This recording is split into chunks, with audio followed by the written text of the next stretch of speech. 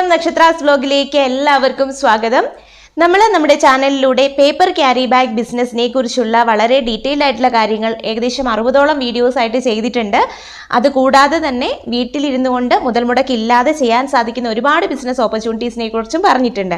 നമ്മൾ പ്രധാനമായിട്ടും paper carry bag concentrate ചെയ്യുന്നത് കൊണ്ട് തന്നെ ഇന്ന് നമുക്ക് പേപ്പർ ക്യാരി ബാഗിൻ്റെ കൃത്യമായ അളവുകളും കാര്യങ്ങളും പറഞ്ഞുകൊണ്ടുള്ളൊരു വീഡിയോ ആണ് ചെയ്യുന്നത്. പേപ്പർ ക്യാരി ബാഗ് എന്ന് പറയുമ്പോൾ നമ്മൾ എല്ലാവരും കോൺസെൻട്രേറ്റ് ചെയ്യുന്ന ഒരു കാര്യം എന്ന് പറയുന്നത് ടെക്സ്റ്റൈൽ മേഖലയാണല്ലോ.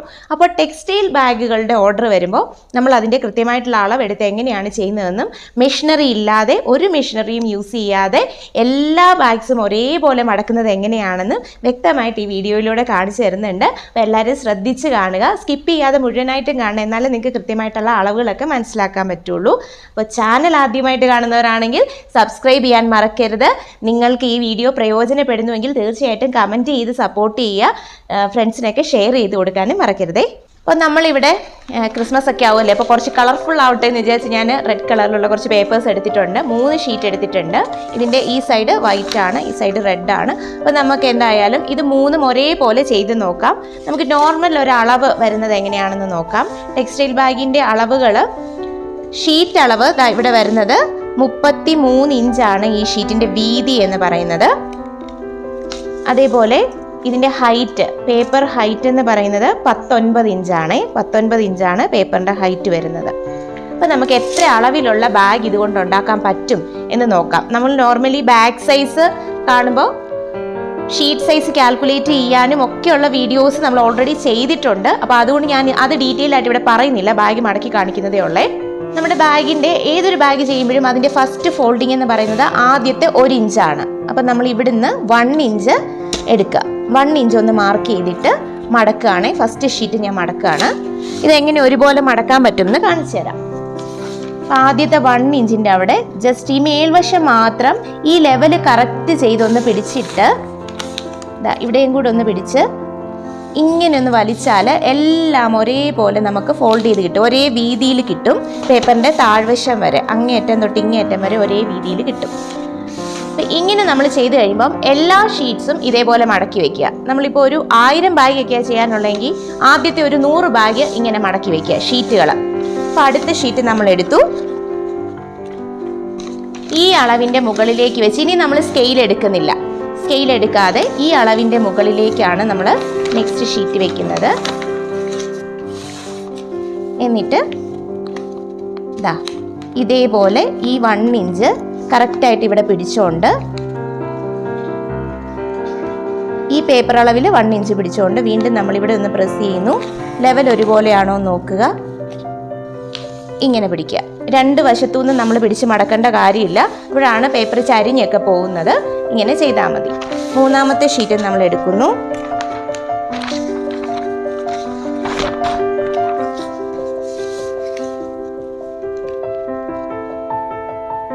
ഇങ്ങനെ വെച്ചിട്ട് ഈ ലെവലിൽ മടക്കി എടുക്കുന്നു. ഞാനിപ്പോൾ ഇത് തിരിച്ചിട്ടിട്ടാണ് മടക്കുന്നത്. കാരണം എന്നാന്ന് വെച്ചാൽ നിങ്ങൾക്ക് ക്യാമറയിൽ കറക്റ്റായിട്ട് കാണാൻ വേണ്ടിയിട്ടാണ്. ഇത്രയും ഡിസൈനൊക്കെയുള്ള പേപ്പർ ആകുമ്പോഴത്തേക്കും അതിൻ്റെ മടക്ക് നിങ്ങൾക്ക് വ്യക്തമായിട്ട് കാണാൻ പറ്റത്തില്ല. അതുകൊണ്ടാണ് ഞാൻ തിരിച്ചിട്ട് മടക്കുന്നത്. അപ്പോൾ വൈറ്റ് സൈഡായിരിക്കും നമ്മുടെ ബാഗായിട്ട് വരുന്നത് കേട്ടോ. അപ്പോൾ ഇതേപോലെ 3ഉം 1 ഇഞ്ച് വെച്ച് നമ്മൾ മടക്കിയെടുത്തു. ഇതുപോലെ എല്ലാ ഷീറ്റ്സും നമുക്ക് മടക്കിയെടുക്കാം. ഇനി നമുക്ക് ഈ സൈഡിലോട്ടുള്ള ഫോൾഡിങ് ആണ്. അത് ഫോൾഡ് എളുപ്പത്തിൽ വരാൻ വേണ്ടി നമ്മൾ ഈ ഫോൾഡിങ്ങിൻ്റെ അടിയിലോട്ട് അങ്ങ് ചേർത്ത് വെച്ചാൽ മതി. നമ്മുടെ ഈ താഴ്വശം വരുന്ന ലെവല് എപ്പോഴും പേപ്പറിൻ്റെ ഇവിടുത്തെ ലെവൽ കറക്റ്റ് ആണോ നോക്കിയാൽ മതി. അത് ചരിഞ്ഞു പോകാതിരിക്കാൻ ശ്രദ്ധിക്കുക. ഒരേപോലെ മുട്ടിച്ച് വെക്കുക.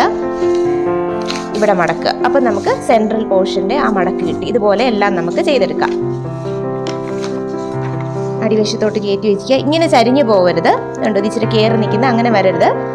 കറക്റ്റ് ലെവലിന് വെച്ചിട്ട് മാത്രം മടക്കുക. അപ്പോൾ എല്ലായിടും ഒരേപോലെ കിട്ടും. ഈ സംഭവം തന്നെയാണ് നമുക്ക് ഈ ക്രീസിംഗ് മെഷീനിൽ ചെയ്തു വരുന്നത്. അതുകൊണ്ടാണ് നമ്മൾ പറയുന്നത് മെഷീൻ്റെ ആവശ്യമില്ല, നമുക്ക് സിമ്പിളായിട്ട് ചെയ്യാം എന്നുള്ളത്.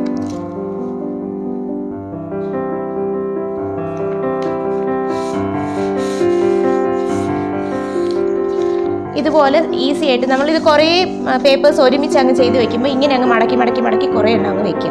ഇനി നമുക്ക് ഗമ്മിങ്ങിലോട്ട് കടക്കാം.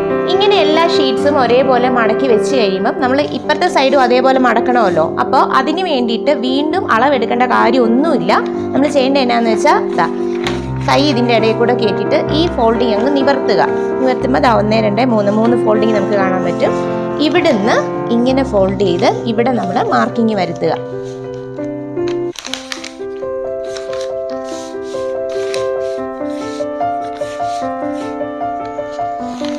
ഇവിടെ നമ്മൾ കറക്റ്റായിട്ടൊരു മാർക്കിങ് വരുത്തുക.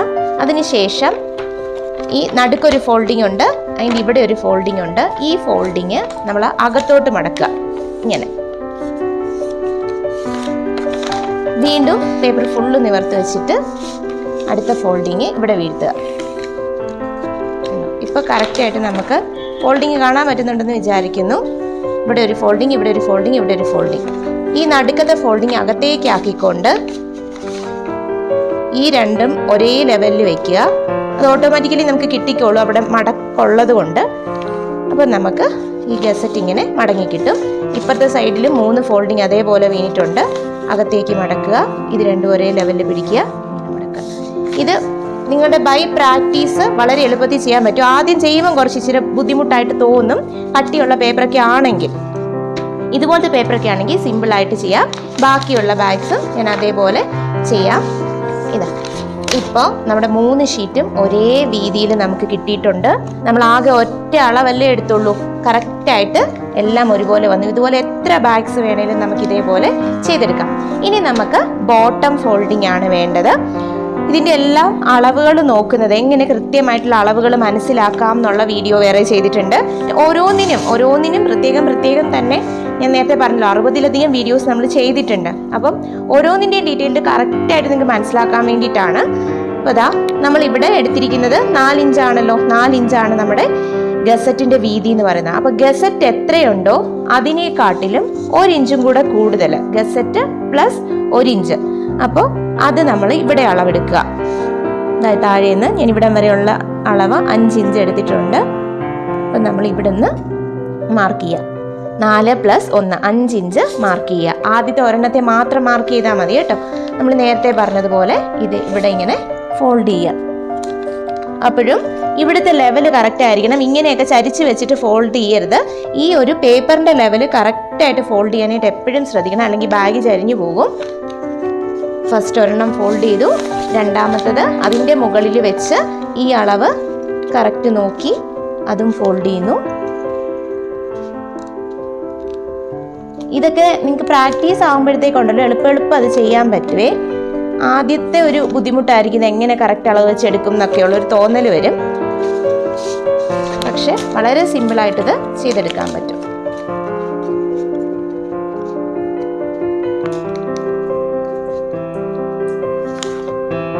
എല്ലാവരും എന്നോട് ചോദിക്കും, ഒരുപാട് ബാഗ്സിൻ്റെ ഒക്കെ ഓർഡർ വരുമ്പോഴും ഇങ്ങനെ ചെയ്യാൻ പറ്റുമോ? തീർച്ചയായിട്ടും ചെയ്യാൻ പറ്റും. നമ്മളിത് 7-8 വർഷമായിട്ട് ഇങ്ങനെ തന്നെയാണല്ലോ ചെയ്യുന്നത്. ഒരു മെഷീനറി ഇല്ലാതെ തന്നെയാണ് നമ്മുടെ വർക്കെല്ലാം നടക്കുന്നത്. അപ്പോൾ അതാ ഇതുപോലെ ആയിരിക്കും നമുക്ക് ബാഗിൻ്റെ ബോട്ടം കിട്ടുക. ബോട്ടം ഫോൾഡിങ് ഞാൻ ഇപ്പോൾ കാണിക്കുന്ന മെത്തേഡ് ചിലർക്കൊക്കെ കുറച്ച് ബുദ്ധിമുട്ടായിട്ട് തോന്നാം. പക്ഷേ ഈസി മെത്തേഡ്സ് വേറെ ഒരുപാട് നമ്മൾ ചെയ്ത് കാണിക്കുന്നുണ്ട്. അതാ ഇവിടുന്ന് ഇങ്ങനെ ഫിംഗർ ഇട്ടു, പുറകിലേക്ക് വലിച്ചു, ഇങ്ങനെ നമ്മൾ മുന്നിലേക്ക് ഫോൾഡിങ് ഓട്ടോമാറ്റിക്കലി അത് കിട്ടും. നമ്മൾ കറക്റ്റ് പിടുത്തമാണ് പിടിക്കുന്നതെങ്കിൽ. ഇതിലും ഈസി ആയിട്ടുള്ള മെത്തേഡ്സ് ഉണ്ട് കേട്ടോ. പക്ഷേ ഇത് തന്നെ ചെയ്യുന്നതിൻ്റെ കാര്യം എന്താണെന്ന് വെച്ചാൽ ഇതാകുമ്പോൾ നമുക്ക് പെർഫെക്റ്റ് ആയിട്ട് കിട്ടും. ബാഗിൻ്റെ അളവുകളും ആ കോർണറും ഒക്കെ വളരെ പെർഫെക്റ്റ് ആയിട്ട് കിട്ടാൻ ഈ മെത്തേഡാണ് എനിക്ക് പേഴ്സണലി ഈസി ആയിട്ട് തോന്നുന്നത്.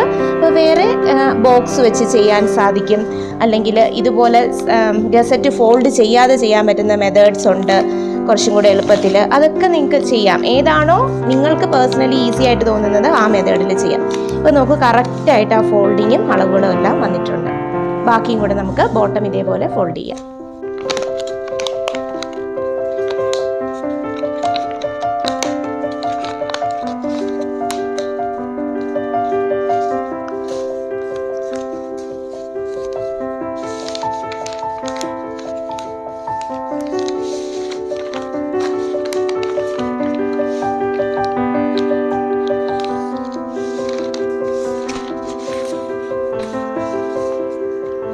ഈ മെത്തേഡ് നിങ്ങൾ പഠിച്ചു കഴിഞ്ഞാൽ ശരിക്കും ഗസറ്റ് ഫോൾഡ് ചെയ്യുന്നതിനേക്കാട്ടിലും എളുപ്പമാണ് ബോട്ടം ഫോൾഡിംഗ് എന്നും തോന്നിപ്പോവും.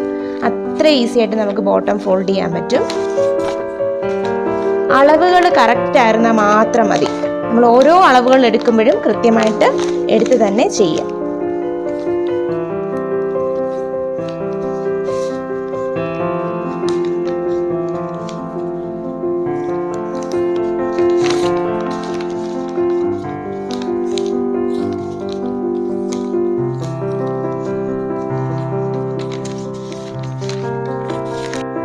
നിങ്ങൾക്കിത് ശ്രദ്ധിച്ച് നോക്കിയാൽ മനസ്സിലാവും. നോക്കൂ, ആ കോർണറിൻ്റെയൊക്കെ പെർഫെക്ഷൻ നോക്കി കറക്റ്റായിട്ട് പെർഫെക്റ്റ് ആയിട്ട് വന്നിട്ടുണ്ട്. ഇനി നമുക്ക് ഇതിൻ്റെ ബോട്ടം ഒട്ടിച്ചാൽ മാത്രം മതി. രണ്ട് തരത്തിൽ നമുക്ക് ചെയ്യാം. ഇതിൻ്റെ അകത്ത് പേപ്പർ വേണമെങ്കിൽ വെച്ചിട്ട് നമുക്ക് ഒട്ടിക്കാം.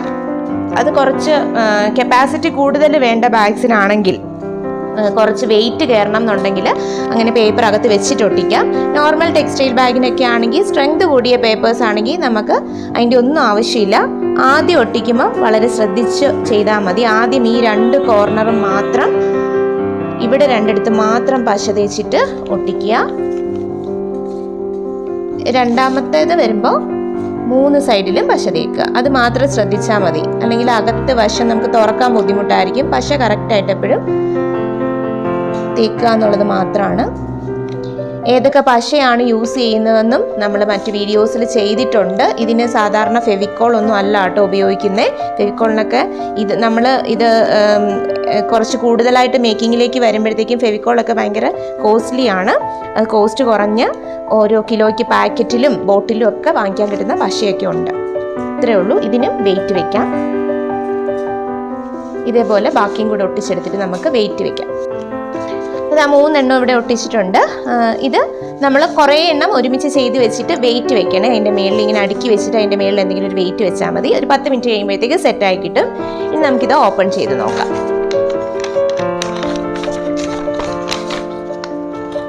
അതാ നമ്മുടെ ബാഗ് ഇവിടെ നല്ല പെർഫെക്റ്റ് ആയിട്ട് വന്നിട്ടുണ്ട്.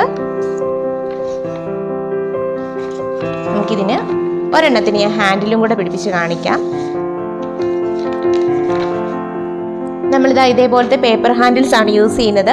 പേപ്പർ ഹാൻഡിൽസ് വൈറ്റും ബ്രൗണും നോർമലി എല്ലായിടത്തും കിട്ടുന്നതാണ്. അതിന് പല സൈസിൽ കിട്ടും. ചെറിയ ബാഗിനും വലിയ ബാഗിനും ഉള്ളത് കിട്ടും. പിന്നെ ബ്ലാക്ക് കളറിലൊക്കെ കിട്ടാറുണ്ട്. അപ്പം എപ്പോഴും അവൈലബിൾ ആയിട്ടുള്ളത് ബ്രൗണും വൈറ്റും ആണ്. വൈറ്റിന് ഒരു ഇച്ചിരി വില കൂടും, ബ്രൗണിന് നോർമൽ വിലയാവത്തുള്ളൂ. ഇതിൻ്റെ പെയറിനാണ് റേറ്റ് വരുന്നത്. ഇതൊക്കെ ഇതിൻ്റെ റേറ്റും കാര്യങ്ങളും ഡീറ്റെയിൽസും എല്ലാം നമുക്ക് നമ്മുടെ ട്രെയിനിങ് ഉണ്ട് കേട്ടോ. പേപ്പർ ബാഗിൻ്റെ ട്രെയിനിങ്ങിൽ അതിൻ്റെ ഡീറ്റെയിൽസ് എല്ലാം നിങ്ങൾക്ക് പറഞ്ഞു തരും. ഇതിങ്ങനെ വെച്ചിട്ട് ഒരെണ്ണം ഒട്ടിക്കുക. ഏകദേശം സെൻറ്റർ നോക്കി ഒട്ടിച്ചാൽ മതി. പിന്നെ പഴയ ഒരു മെത്തേഡാണ് നമ്മൾ ഈ ഹോൾ അടിച്ച് പഞ്ച് ചെയ്തിട്ട് ഐലറ്റ് വെക്കുക, പിന്നെ അതിൻ്റെ നൈലോൺ ഹാൻഡിൽ ഇടുക എന്നൊക്കെ ഉള്ളത് പഴയ ഒരു മെത്തേഡാണ്. അതിപ്പോൾ നോർമലി ആരും ചെയ്യാറില്ല. പിന്നെ ജ്വല്ലറി ബാഗ്സിനൊക്കെയാണ് നമ്മളത് ചെയ്യുന്നത്. അതിനും പഞ്ച് ചെയ്യുമ്പോഴത്തേക്ക് നമുക്കിപ്പോൾ ക്ലിപ്ഡ് ഹാൻഡിൽസ് ഒക്കെ അവൈലബിൾ ആണ്. ഓരോ ടാഗും ഇരുന്ന് കട്ട് ചെയ്ത് ചെയ്യേണ്ട ആവശ്യമൊന്നുമില്ല. അല്ലാതെ തന്നെ നമുക്ക് ഈസി ആയിട്ട് ചെയ്യാനുള്ള മെത്തേഡുണ്ട്. എങ്കിലും എപ്പോഴും നല്ല സ്റ്റാൻഡേർഡ് ഫീൽ ചെയ്യുന്നത് ഈ പേപ്പർ ഹാൻഡിൽസ് വെക്കുമ്പോൾ തന്നെയാണ്. ഇതിപ്പം വൈറ്റ് ഹാൻഡിലായിരുന്നെങ്കിൽ കുറച്ചും കൂടെ ഭംഗിയായിരുന്നു കാണാൻ. ഞാൻ നിങ്ങളെ കാണിക്കാൻ വേണ്ടിയിട്ട് ജസ്റ്റ് ഒരു ഹാൻഡിൽ എടുത്തതേ ഉള്ളൂ. ഇതും വെയിറ്റ് വെക്കണേ. നമുക്കിങ്ങനെ മടക്കി വെച്ചിട്ട് ഇതുപോലെ എല്ലാ ഹാൻഡിൽസും ഒട്ടിച്ച് വെയിറ്റ് വെച്ച് കഴിഞ്ഞാൽ ഒരു 10 മിനിറ്റ് കഴിയുമ്പോൾ നല്ല സെറ്റായിട്ട് വരും. അപ്പോൾ എല്ലാവർക്കും ഇതിൻ്റെ മെത്തേഡ് എങ്ങനെയാണെന്ന് മനസ്സിലായി എന്ന് വിചാരിക്കുന്നു. വളരെ ഈസി ആയിട്ട് നമുക്കിപ്പോൾ ഒരു മെഷീനറി ഇല്ലാതെയല്ലേ നമ്മൾ ഇത്രയും ബാഗ്സ് ഒരേപോലെ ചെയ്തത്. ഞാനിപ്പോൾ 3 ബാഗ് നിങ്ങളെ ചെയ്ത് കാണിച്ചതേ ഉള്ളൂ. ഇതുപോലെ ആയിരക്കണക്കിന് ബാഗ്സ് നമുക്ക് ഒരേപോലെ അളവിലും കറക്റ്റായിട്ടുള്ള അളവുകളിൽ നമുക്ക് ചെയ്തെടുക്കാനായിട്ട് സാധിക്കും. അപ്പോൾ മറ്റു വീഡിയോസും കൂടെ കാണാനായിട്ട് ശ്രദ്ധിക്കുക. അതിനകത്ത് കൃത്യമായ അളവ് കാൽക്കുലേഷൻസ്, ബാഗിൻ്റെ റേറ്റ് കാൽക്കുലേറ്റ് ചെയ്യുന്നതൊക്കെ ഒത്തിരി കാര്യങ്ങൾ നമ്മൾ പറഞ്ഞിട്ടുണ്ട്. അപ്പോൾ നമ്മുടെ ഓഫ്ലൈൻ ട്രെയിനിങ്ങും ഓൺലൈൻ ട്രെയിനിങ്ങും അവൈലബിൾ ആണ്. നമ്മൾ പേപ്പർ ക്യാരി ബാഗ് മേക്കിങ്ങിന് മാത്രമല്ല ലൈഫ് ടൈം ബിസിനസ് സപ്പോർട്ടാണ് നമ്മൾ തരുന്നത്.